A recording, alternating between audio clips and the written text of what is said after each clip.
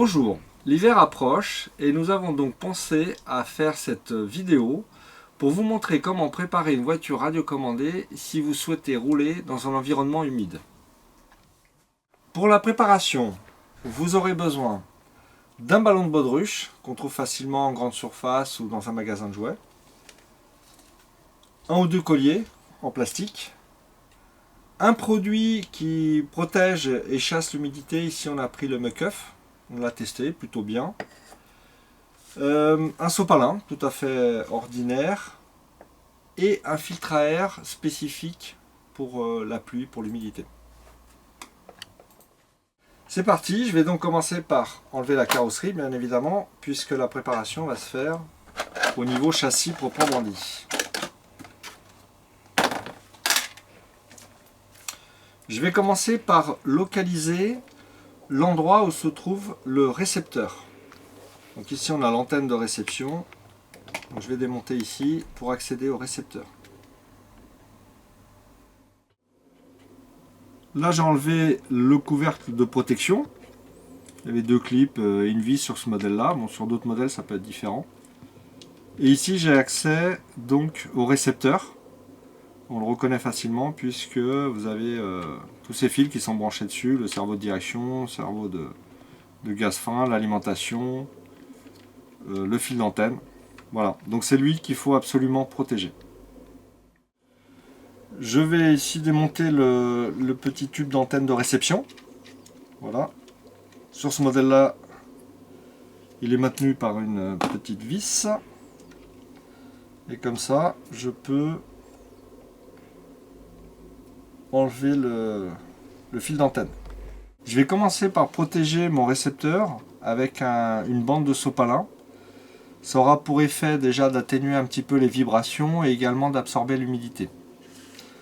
Donc je vais le plier, je vais faire une petite bande comme ça, de façon à pouvoir l'enrouler.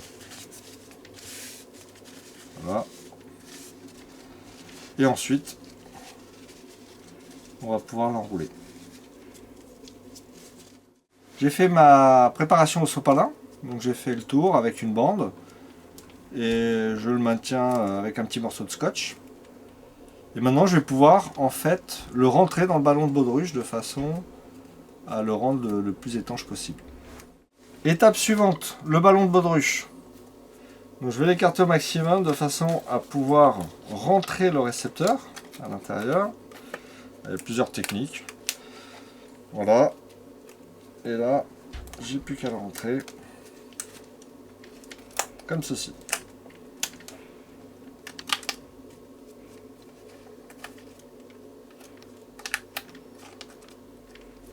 Et voilà. Et maintenant, avec un collier, je ferme le tout de façon à le rendre le plus étanche possible. Alors, il y en a qui mettent un petit peu de silicone. Après, il y a plusieurs variantes évidemment. Hein. Là, je vous montre au plus simple. On ne va pas non plus traverser des lacs. C'est juste pour réduire le risque d'humidité dans le récepteur.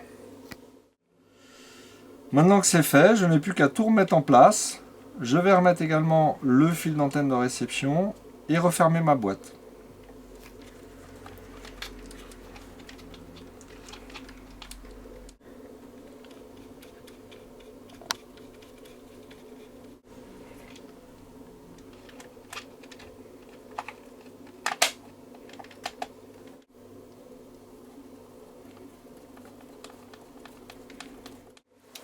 Concernant le filtre à air, je vais maintenant remplacer mon filtre à air classique, un filtre à air double mousse, par un filtre à air type pluie. Et je vous rappelle donc que la mousse qui est à l'intérieur doit être absolument huilée. Donc pour le vérifier, vous avez juste à démonter ici cette vis, vous avez accès à la mousse. Si celle-ci n'est pas huilée, il faut absolument la huiler avec de l'huile de filtre à air. J'en profite pour vous donner une astuce qui a son importance. Ici, à ce niveau-là, vous voyez, le coude peut sortir assez facilement. Donc nous, ce qu'on vous conseille de faire, c'est de le coller. Alors, par exemple, avec de la colle cyanocrylate. Vous en mettez un petit peu ici. Et ça vous permettra, en plus du collier, de bien fixer le coude. Ça, c'est valable pour l'humidité, mais c'est également valable pour la poussière. Donc vous pouvez aussi le faire sur un filtre à air classique en été. Et enfin, la dernière étape, je vais pulvériser le muck-off un petit peu partout sur la voiture, de façon à créer un film de protection et éviter ainsi que l'humidité vienne s'installer, notamment sur les parties métalliques, électroniques de la voiture.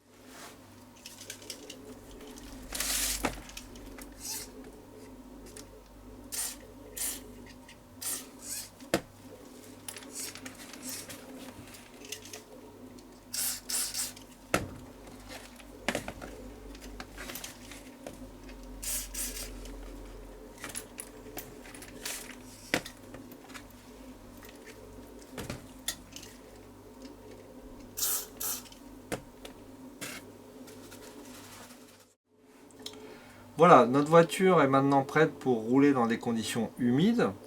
Je vous déconseille néanmoins de rouler dans les grandes flaques d'eau ou quand c'est vraiment détrempé, parce qu'il y a quand même un risque. Et à savoir également que là, on l'a préparé avant, mais une fois que vous avez roulé, il faut bien évidemment tout essuyer, tout lubrifier. Vous pouvez utiliser le même type de produit une fois que vous avez séché la voiture, pour refaire exactement la même chose, de façon à éviter à ce que toutes les pièces métalliques s'oxydent. Je vous remercie pour l'intérêt que vous portez à nos vidéos et je vous dis à très bientôt pour la prochaine.